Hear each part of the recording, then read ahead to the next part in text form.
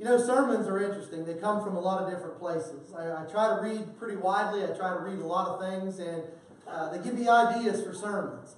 And then sometimes, some of you will give me an idea for a sermon. You'll say, hey, how about preaching on this? Or I haven't heard a sermon on this. Or I'd like to hear what you would have to say from God's Word regarding this. And I appreciate those. Anytime you have a sermon request, you can just either hand that to me or put it in the suggestion box back there. And Brother Dwayne checks those regularly, and then he'll pass those on to me if it's a sermon suggestion or something you'd like to hear. Well, this lesson this morning came from a very, very special young man, a young boy close to my heart, had told me, Dad, I want to hear a sermon about Joseph.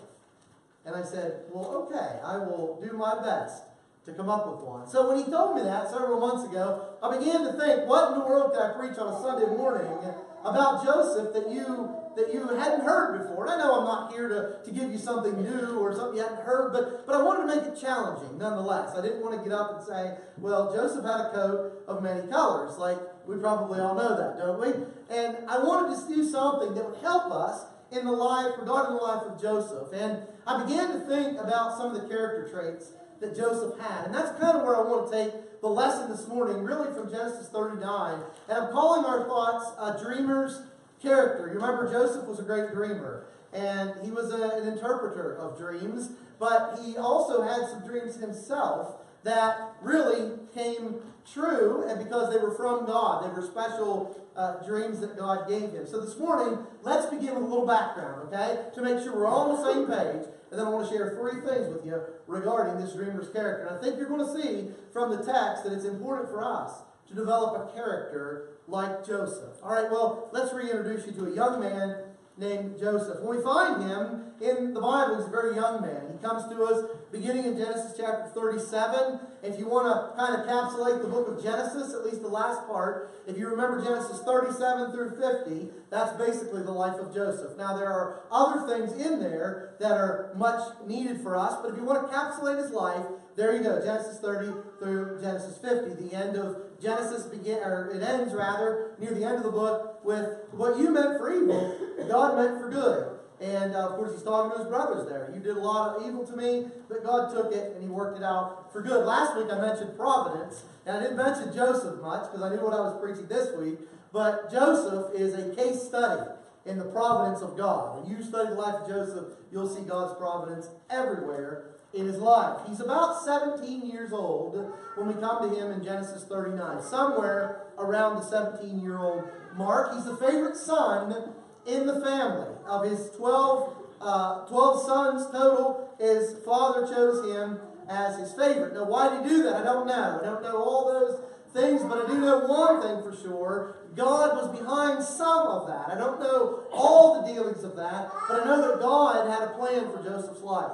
And he was a young man. Boys, you listening to me, young boys? I'm talking about you this morning, really, because God had a plan for him from the time he was very young. And of course, we all know about that coat of many colors, don't we? We know that Joseph had one, but why? Why did he get a coat of many colors? Sometimes, I don't know that I never heard this explained when I was a young man. I don't know that it might have been explained and I didn't remember it. But why the coat of many colors? Well, his dad favored him. That's why. He gave him a beautiful coat of many colors. Well, that is partly true. It's not that it's false. That's partly true. That's only part of the reason he had the coat. The coat symbolized something greater than just an outer garment. It was somewhat of a symbol of authority.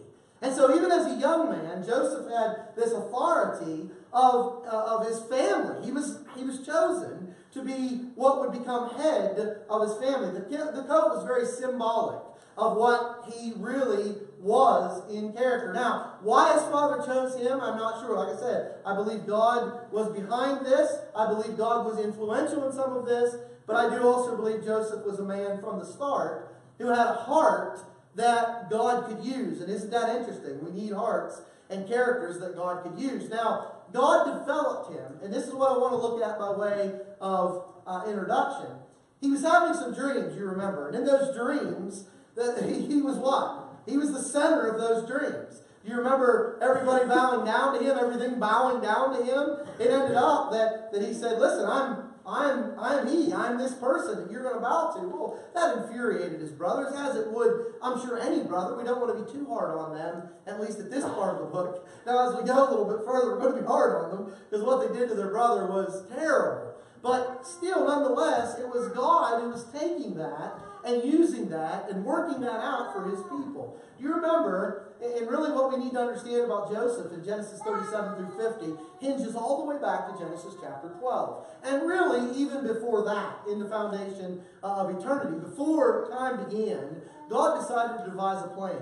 He devised a plan that would bring about a Savior. Where was Jesus going to come from but from the Hebrews? He was going to be a Jew. That was God's decision. That was God's plan. He had to purify and keep a remnant of people all the way through history in order to bring about the Messiah.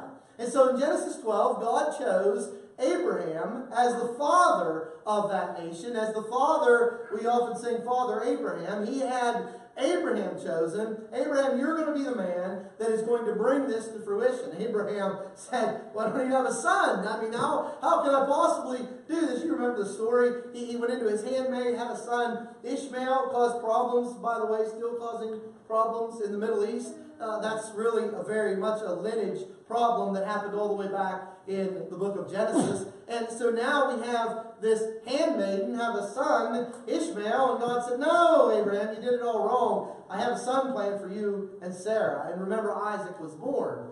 Now, Isaac was going to be the link in the chain that would lead to the Messiah. I say that to say this, it came all the way down through Joseph, and when we come to the life of Joseph, we see a lot of bad things happening to him. What we would think are horrific things. But we read at the end of the book of Genesis that God brought him to Egypt for a reason. He brought him down to that land so he would gain favor with the Pharaoh, with Potiphar, who was sort of the general of Pharaoh, the captain of Pharaoh, and he would take him down there and he would make a great nation. Well, that's interesting because you remember the promise he gave to Abraham. What promise was that? It was threefold, we say, don't we? We say it was a seed promise, it was a land promise, and it was a nation promise. The seed promise, he said, in your seed all nations of the earth will be blessed. Now, what seed was he talking about? Isaac? Well, no. When we go to Galatians 3:16, we see that God said, no, not in seeds as many, but one seed, and that seed is Jesus Christ. And so it was going to be through the lineage, through the chain of Isaac, all the way down to the Messiah. That's the seed promise. What about the land promise? The land promise was fulfilled in the book of Joshua. In fact, God was so clear about this, it's amazing we can have a whole false doctrine built on this, but there is one built on it. Premillennialism is false to the core, and the reason it's false to the core is because some man thought it up. It didn't come from God. They say, well, you know what? The Jews are still going to inherit all the land that God promised them. And that's part of why we're fighting over there still yet today, because they're waiting for the land promise to be fulfilled. Folks, read the book of Joshua. You will come, and I don't mean that in a condescending way, but if we just read our Bibles, we would understand that the land promise was fulfilled. In fact, God said, I'm going to give you 3 cities of refuge. All right, I'm going to give you 3. Here's where I want them placed. Now, when you get into the land, and when I give you all the land, I'm going to give you 3 more. So, at the end of the book of Joshua, we have how many cities of refuge? We have 6 cities of refuge. God said, I'm going to give you 3. When you can possess all the land, I'm going to give you 3 more. 3 plus 3, stick with me now, mathematicians, it's 6, right?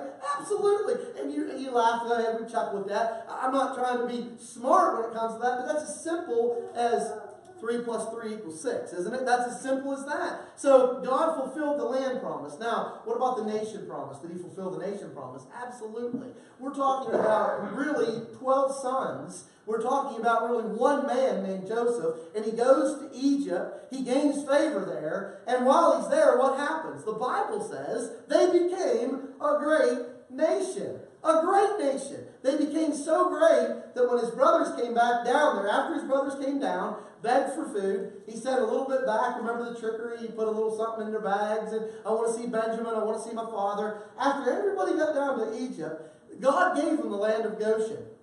Protected them from that 7-year famine that took place after the 7 years of plenty. By the way, the dreams that Joseph had came true. And God said, I'm going to preserve this people. Why, God? Why are you picking out a special people that you're going to preserve? There's one reason for that. One reason and one reason only, to bring about Jesus Christ. Now, isn't that amazing? When we study Joseph in the coat of many colors, we sort of sometimes, when we're teaching our young people's class, and teachers do a great job, but remember this, it's not about Joseph in the coat of many colors. That's really the only part of that that's really significant, is the fact that Joseph had authority. He had authority to go to be what God needed him to be. Why? To bring about the Messiah. All right, that's Joseph's life sort of capsulated. Now, when he gets down to Egypt, how does he get down there? Well, you remember the story. Let's just brief it real quick. He's out there and he goes to his brothers and they hate him because of these dreams. They're jealous of him. Remember the first murder in the Bible? Cain murdered Abel. Why? Jealousy. Why did his brothers do this to Joseph? Jealousy. Let me tell you, jealousy is a serious problem among people, isn't it? It's a human trait. It happens. It happens. When I'm preaching when I get to talk to preachers, I always tell preachers, be careful with jealousy. Jealousy comes out, even in preachers. And we got to be careful. We're not jealous of one another. We're not jealous of each other's works. We're not jealous of things we do. Elders need to be careful. Members need to be careful. Jealousy is a real problem. They threw him in a pit. They wanted to kill him, but thankfully, Reuben steps in and he says, hold on a minute.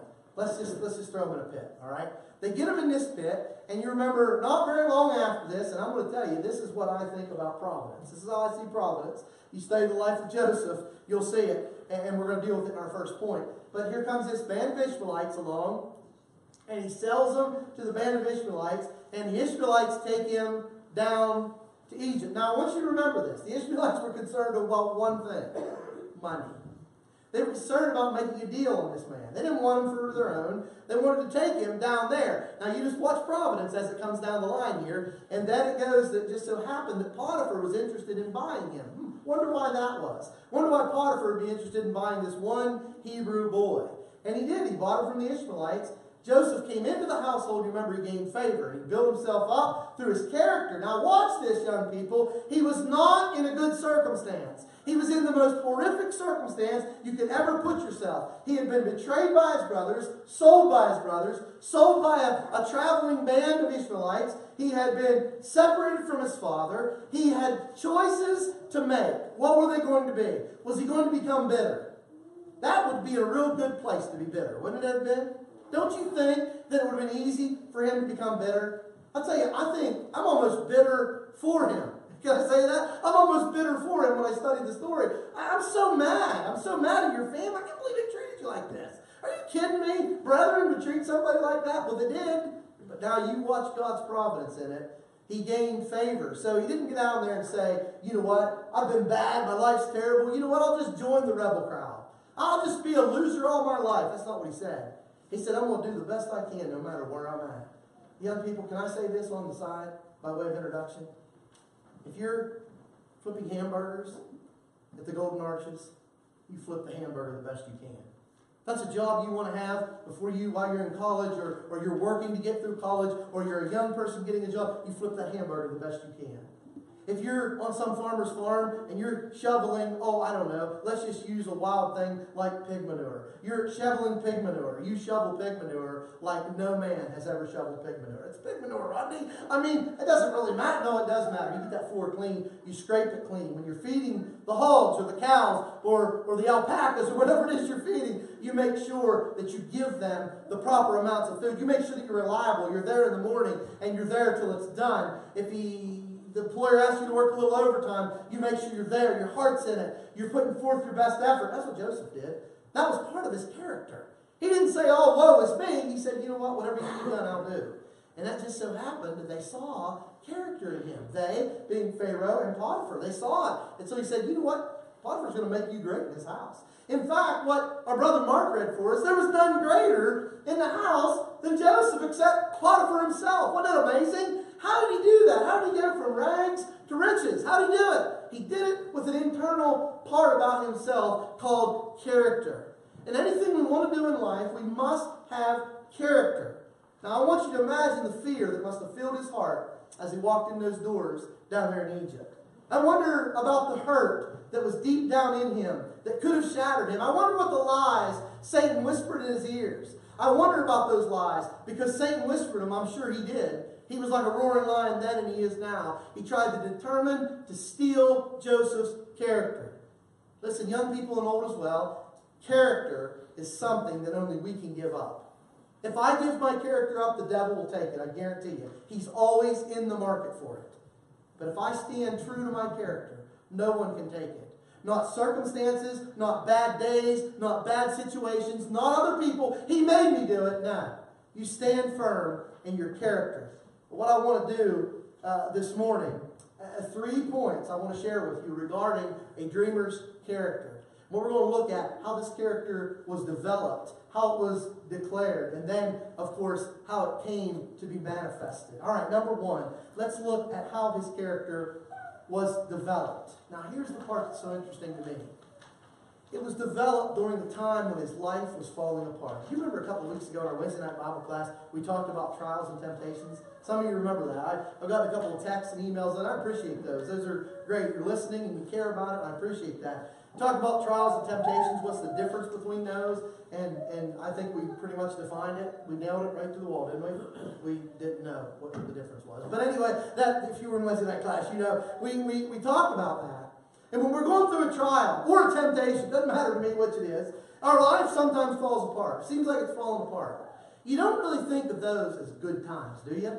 Hey, how you doing today? Terrible. Things are falling apart everywhere. How about you? Oh, great. They're the same for me. My life is completely falling apart. No way. All right, catch you tomorrow. No, we're usually crying, we're weeping, we're sad, we're frustrated. How are we ever going to get through this? What's going on here? Why? Some people blame God. Some people blame the devil. Some people don't know who to blame. They blame everybody. They become bitter. And you know what? It's during those times when this boy's life was falling apart. 17 years old. Who deserves it? Who deserved it? Did he deserve it? He didn't deserve it. I don't deserve this, God. This shouldn't happen to me. Let me tell you, Joseph could have been a man that would have said that and it would have applied, but he didn't say it. He didn't say, this doesn't apply to me. Through this time, when this boy's marbles are all rolling out, God takes that and he providentially intervenes. Now, I want you to notice, he doesn't miraculously intervene in the life of Joseph. There's no miracle that took place to say something that was against nature for Joseph to get to Egypt. They were all providential things that really we best see after the fact rather than we do while we're in them. Let's just look at a couple under this idea of how his character was developed. Number 1, we see Reuben's intervention. Reuben's intervention.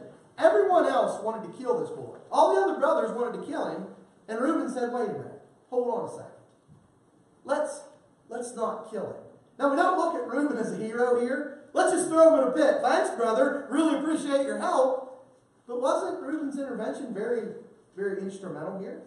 What would have happened if Reuben wouldn't have stepped up to the plate? He'd have been killed. The story would have ended there. But you see, God had a plan for his life. Not miraculously. He didn't nudge Reuben and say, go ahead, Reuben, step up. He didn't force Reuben beyond his will, but he used Reuben's character as part of that family to step up and say, come on, brothers, we don't want to kill him. That's wrong. By the way, that's Genesis 37, 21 to 30. Then we have, now what? I don't know if you ever thought about this or not. We have Judah's industry, what I'm calling his industry. Judah was like, I think I could say this, he's like Clint. He's like our Clint. He's thinking of a business deal. I love that about Clint. I just, always thinking of a business deal. Clint, I'm with you, man. Watch it. We would be dangerous together. I'm always thinking how I can turn something into a business.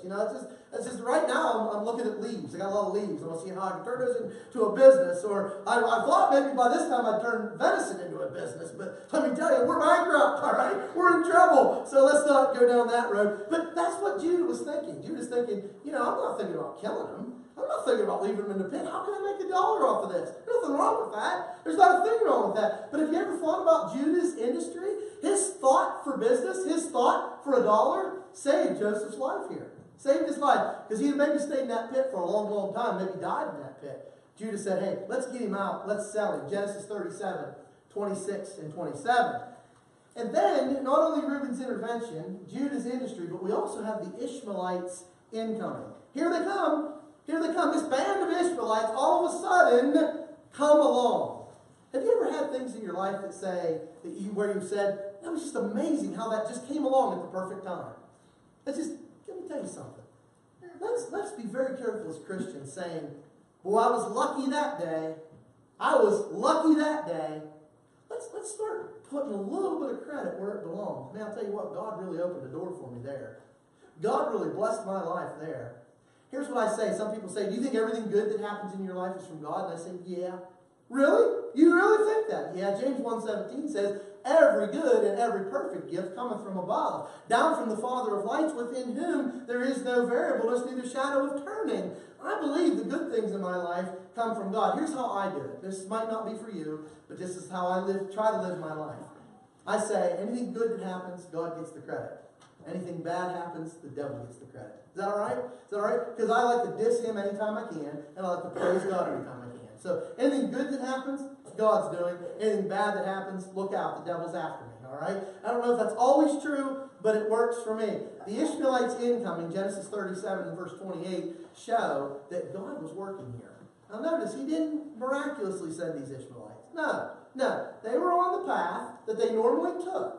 But they absolutely found this boy who was willing to be sold, who was ready to be sold by his brothers, and now they come. And then the fourth thing I want you to notice is Potiphar's interest. What if Potiphar would have said, no, I don't want him. Not interested in him. Not interested in him at all. You understand, this traveling band brought goods from all over the place. All right? They would have sold anything they could have sold. They were just business people. Potiphar could have easily said, no, I don't want that to happen. But in Genesis 37 and verse 36, Potiphar was interested in Joseph. Take him. How much you want for him? $5. Well, I don't know how much they sold him for. But I do know this. They sold him to the Ishmaelites for nothing more than what it would cost a crippled slave. They didn't make much off of him. They didn't make much off of him at all. The Bible says it was basically the price of a crippled slave. But I want you to see how God set everything in motion. God set it in motion, and he said, here's my servant Joseph. And here's what I have planned for his life. Now, if you're in the pit, if you're on the bandwagon heading to Egypt, if you're down in Potiphar's house as Joseph, would you say, my God's with me. He's not deserted me. What would most of us say? How in the world, God, did you get me here? Why did you bring me here? What did I do to deserve this? All the while, in God's infinite, loving, caring mind, he said, I need someone of character to be down there to get my people to become a nation. Isn't that awesome? The character was developed in Joseph. Now, I want us to remember this, and never forget this, young people, especially you. During life's storms is really when character is developed. I could ask if we had any bodybuilders. Do we have anybody who lifts weights here? We don't. We're just a congregation of nobody like that. All right, I'll just pull up John then. I'll just say, hey John, when do you really grow your arms? You can go ahead and talk to me now. When do you really grow your muscle? When does that happen? When it's like sitting on the couch drinking an eggnog? When you sleep. When you sleep. After you've done what? Okay. After you've worked it hard, then you go to sleep, your muscles grow. But what if you don't work it hard? No, you don't grow. Now, I know, I'm just teasing, I know a couple of good bodybuilders in here. And you know what ends up happening? Because they've been trying to coerce me into getting up there too. And it's just, I always have something going on that day. I wish I was not so busy.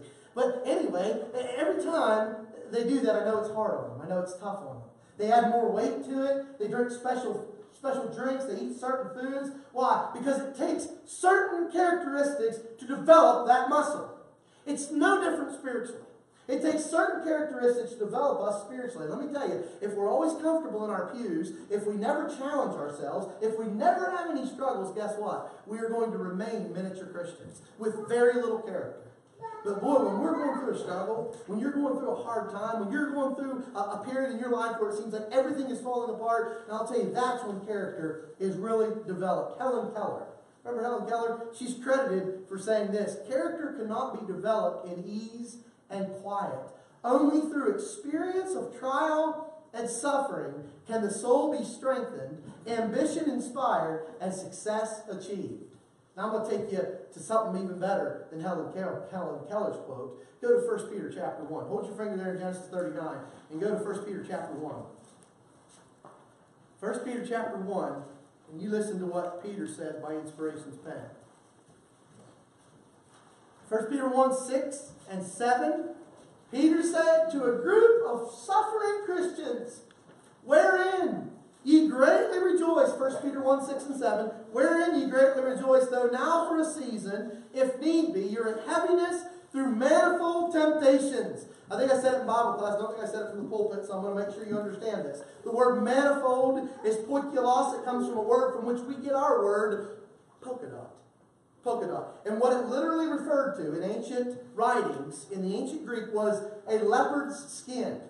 You ever see a leopard? You ever look at a leopard's skin? What is it? There's just dots everywhere. If you look at it too long, your eyes go goofy. There's just dots everywhere. That's the word he uses to describe these trials. These manifold temptations. What are they? They're just everywhere. They're all different sizes and shapes and colors, but they're everywhere. They're evident in my life. He said that the trial of your faith, watch it now, being much more precious than of gold that perisheth, though it be tried with fire, might be found unto praise and honor and glory at the appearing of Jesus Christ. What did he say? You're going through the refiner's fire.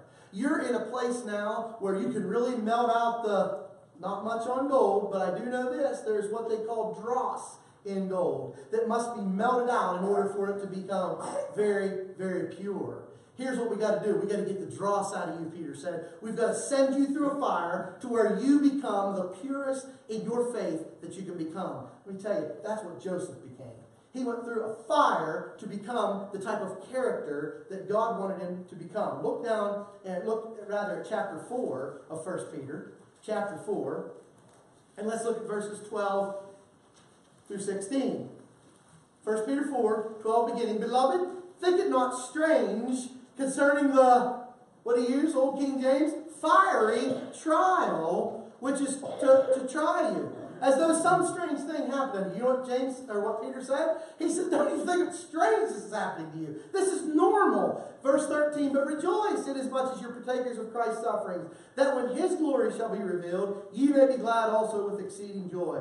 If you be reproached for the name of Christ, happy are ye. Let me ask you a question. Was Joseph reproached because of his faith in God? Absolutely. He was a man of God. He was a character of God. Do you think his brothers had that character?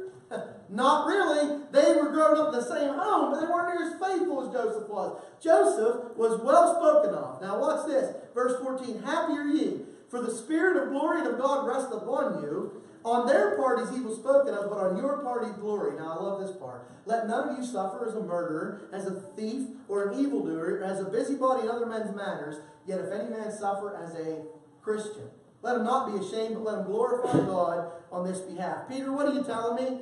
Joseph, what are you teaching me?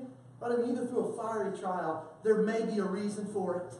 You may have some dross that needs bled out of you. You need to become the character that God wants you to become. And you cannot become that when things are going smooth for you. Now, I am not in any way wishing for problems to come upon me. Please understand that. I'm not asking for problems to come upon you. I'm simply saying that when problems and trials and tribulation come upon us, it could be that God is allowing that to melt some of the dross out of us to become purer and more pure in our faith. How his character was developed. Number 2, how his character was declared. How do you declare character? I'm a person of character. I'm a person of character. How do you claim humility? Is anybody in here humble? Guys, you're ready, aren't you? You know this stuff. But if you put your hand up, you'd lost it, right? Because we don't go out saying, hey, you know, I'm a humble person. Hey, my humility, it's really something. If you do, you kind of lose it. Humility is seen. It's not really spoken of. You know, character is the same way. Character is seen in a person. And it takes time to see a person's character rather than being just declared with the mouth. Someone has said this, and I think it's so true. Be more, young people, you listening to me? Boy, I tell you, I hope my 3 kids are definitely listening. I think they are. Be more concerned with your character than your reputation. That sounds funny at first, but listen to this. Because your character is what you really are. Your reputation is merely what others think you are. Isn't that amazing? I never heard it put that way. Whoever come up with that quote, pretty smart. If you think about it, be more concerned with your character. Why? Because character is what you do in the dark. Character is what you do when no one else is looking. What do you do? What are the secret things you do? What are you involved with that nobody else knows? That's your character. See, your reputation is what people think you are. They just look at you and say, man, I'll bet that guy's great. I'll bet he's this. I'll bet she's this. When you really don't know.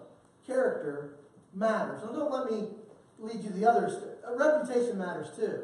But what he's saying there is if your character's right, if your character's honest, if it's developed properly, what will your reputation be like? It'll be like that great, all right? Let me ask you another question. What about Joseph? While he's being sold and while he's being mistreated by his brothers, do you think his brothers would have looked at Joseph to have a good reputation? What would they have said to Joseph?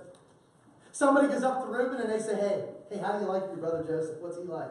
I'll tell you what, he's a self-conceited person. You ought to hear him. He talks about these dreams. Joseph, he wouldn't have had much to say about him, would he? He'd had evil things to say about him. But what was Joseph's real character?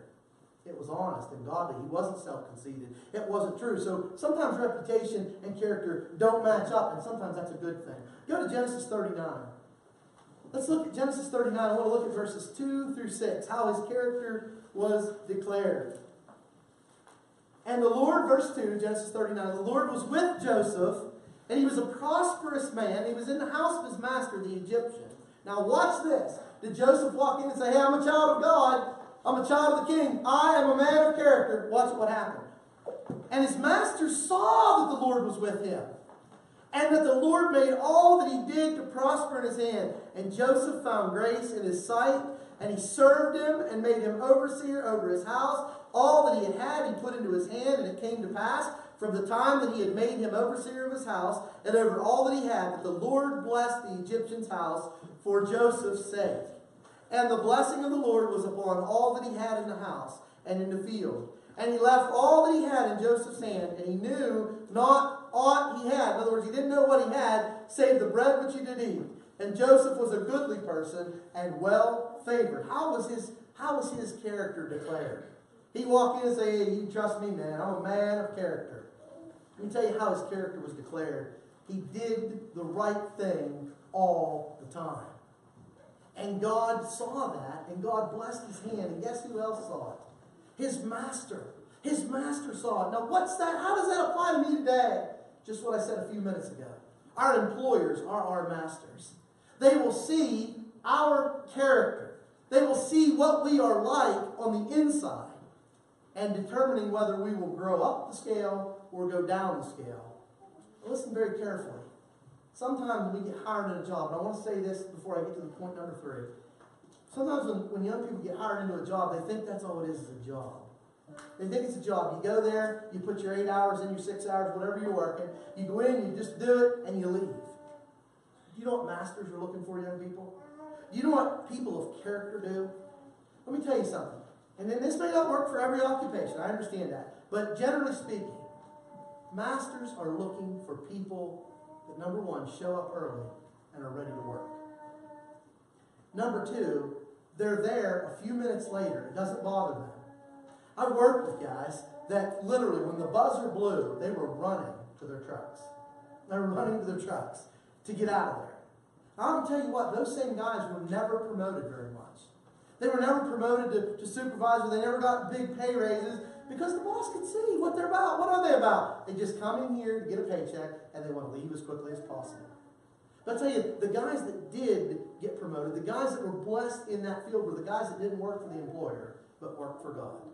They had a character. They were honest. They were trustworthy. The job wasn't done until it was done right. And let me tell you, if you're in a job you don't like, if you're in a place you don't like Joseph, you do the best you can, and you'll be moved out of that place eventually, in a good way. You'll be moved out, and you'll be blessed by God. He won't let a good worker suffer. He's not going to let somebody that cares about their work. It's the way it works in the world. If you want the best, you give the best, right? You give the best. Young people, when you do something at school, you do your best. Oh, Rodney, it was only a paper on the Civil War. It wasn't that big of a deal. No, you do the research. You be honest with it. When you cite a reference, you cite it properly. MLA or bibliography, however you want to do it, however your teacher says to do it, but you cite it. I'm writing a silly article about what I thought about Thanksgiving Day. Well, then you write it to the best of your ability. Tell my children all the time, use descriptive words when you write. Let people take them there. Why do that? Does it matter what story you write? The only reason it matters is because God's watching you as you write. God's watching you as you work. God's watching you as you add those problems in math. As you learn about history, God's watching you. And so what are you doing? I'm doing the best I can do. Well, it doesn't matter. I've already got an A in that class. You're not doing it for an A.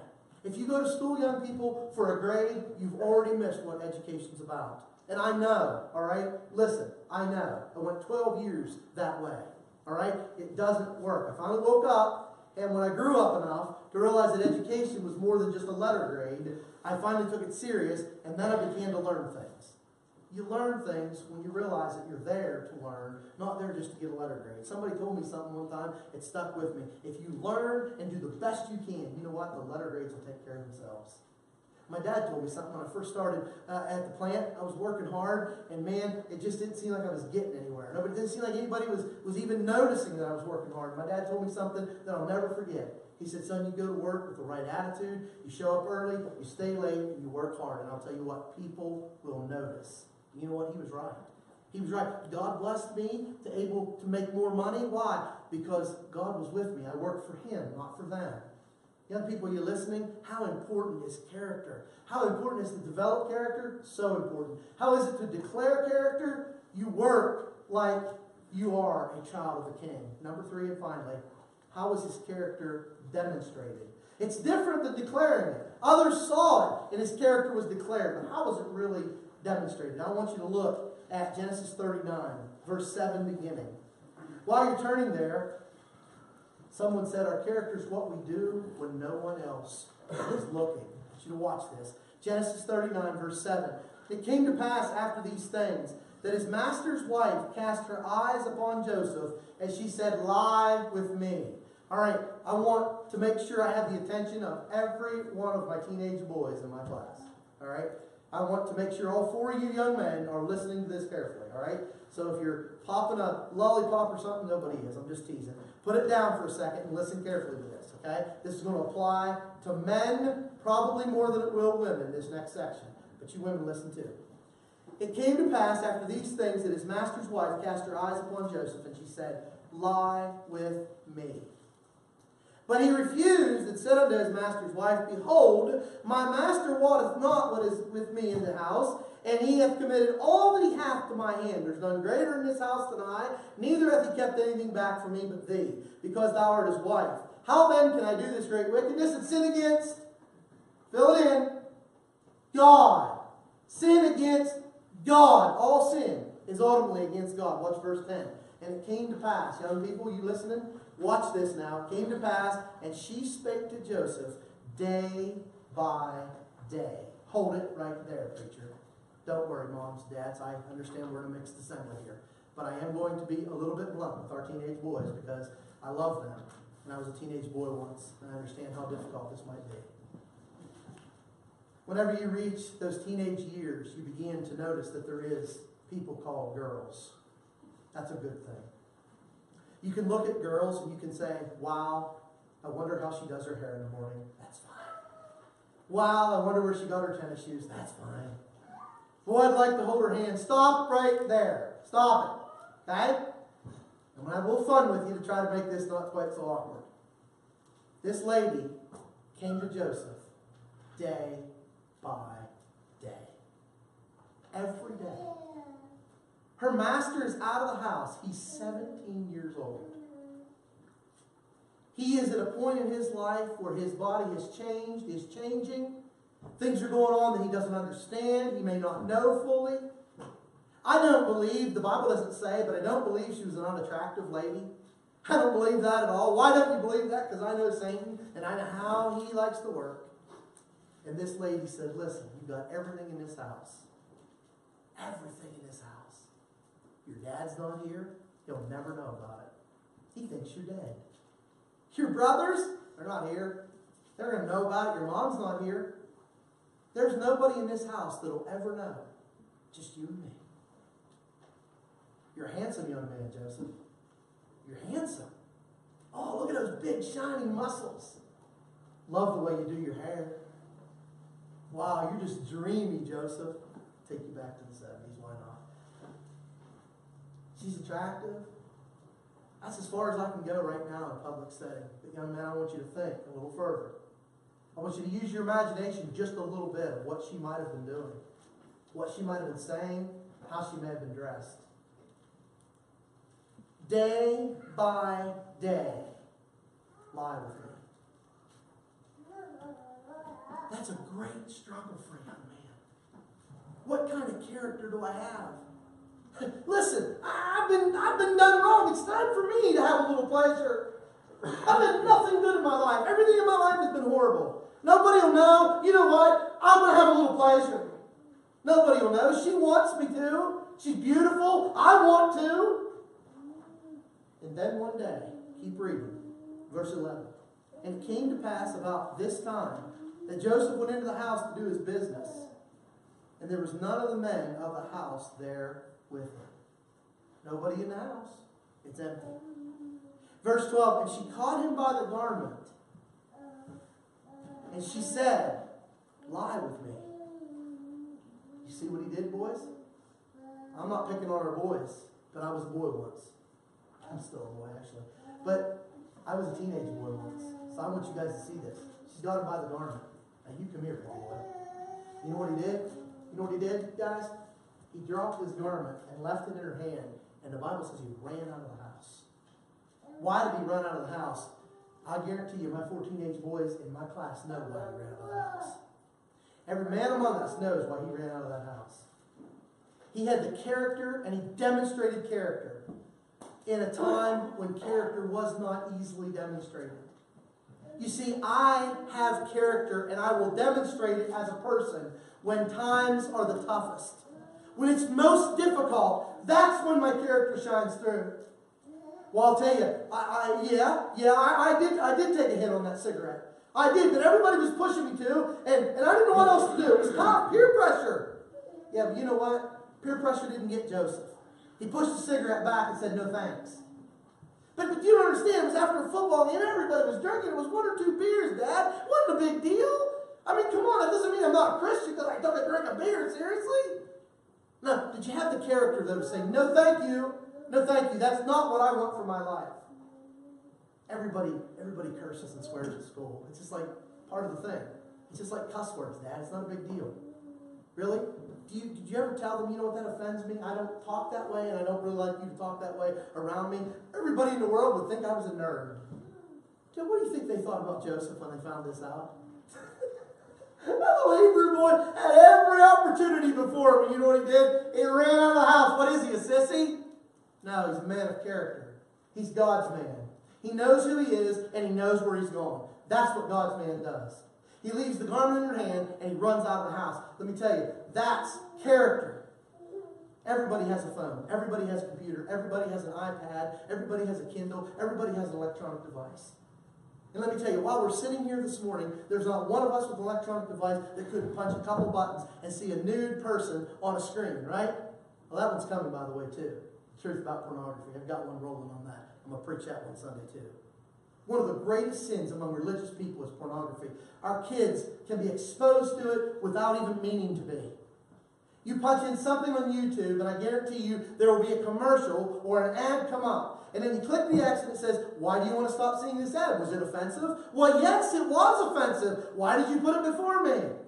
I was looking on how to butcher a beef. Yeah, it's crazy. The things you type in, the little ads come up. You know what, our kids are seeing those? Our boys are seeing those, and they'll scar them for life. And you kind of chuckle at that, really? You can't unsee an image once you see it. It'll be ingrained within your brain for life. I'm telling you that. You can't unsee it. What's a man of character do? He turns the device down. He turns it off. I will not look at that. I will not betray my eyes. Mom and Dad aren't going to know. Listen, if you want to fool Mom and Dad, parents, don't throw anything at me. But the truth of the matter is, if our kids want to fool us, they can fool us, can't they? It's not like you can be with them 24/7 and watch everything they do and listen to everything they say. You can't do it. But I'll tell you what, when we develop character in our kids, it'll be demonstrated from the heart. And when the time comes that some young lady grabs him by the coat, he'll drop that coat and he'll run away. He'll run away just like Joseph did. Now, I want to ask you a question this morning. Young people, but old people as well. How's your character? I mean, really, what kind of character do you have? Not your reputation, not what people think about you. What's your character like? This dreamer's character was developed during life's storms. It was declared during life's opportunities. And let me tell you, it was demonstrated during life's temptations. That's how character, that's what character is all about. If you're a person of real character, you're going to be like Joseph. a man that stood for God even when no one else around him was standing. Is prosperity or perils, is that what you're after? Or after true character? Joseph was a man that was after character. Let me tell you, folks, we need men and women. We need churches. We need leaders. We need our country filled with people with character. It was funny. I watched an ad the other day. It was kind of funny. I almost sent it to a couple of you, but the election's over, so I didn't. But it was kind of funny. It was a funny YouTube ad about this one person that was running for office. I won't tell you who she was. I won't tell you who it was. But they had all this string of things put together, and every time this person opened their mouth, it was a lie. And they pointed out how these lies were. It was a whole segment, like 15 minutes of these lies. And I thought, whether you're for that person or against that person, you do have to admit, isn't that interesting? They have 15 minutes of lies. Nothing but lies coming out of their mouth. What kind of characters in Washington? Unfortunately, not much. What kind of characters in our leadership in our world? Not very much. What kind of characters in our churches? You see, our young men that I mentioned today, they're going to be our future elders. When do they develop character? When they're like Joseph, 17, 18 years old. When they're young men. Character says, I will do the right thing no matter what the cost. You remember Jesus said, if you want to be my disciple, you're going to count the cost. Matthew 16, verse 24, take up your cross and follow me. There's a cost involved. No man goes to war, Luke chapter 9, unless he counts the cost, but he's willing to fight the battle. Why? Because he understands that the reward pales in comparison to the cost. Are you here today and not a child of God? Count the cost. Character says, I'll do it no matter what. Believe that Jesus is God's Son, John 8:24. Repent of your sins, Luke 13:3 and 5. Confess him before men, Matthew 10 and verse 32. And be baptized for the forgiveness of your sins, Acts 22 verse 16. If you're here today, you might be a young person, you might be an older person. Maybe you're caught up into things that would blemish your character. You know what? We need to have the character to say, God, I've sinned, and I've fallen short of your glory. Let me ask you a question. What was the difference between Judas and Peter? I'm going to submit to you character. That's what mattered. Peter was a man of character. He wept bitterly when he sinned. If you've sinned and fallen short of God's glory, weep and pray for God's forgiveness. 1 John 1, 7 through 9. And you'll be back in God's favor. We need people of character. Make sure your character is developed the way God wants it to be. Come now if it isn't while we stand.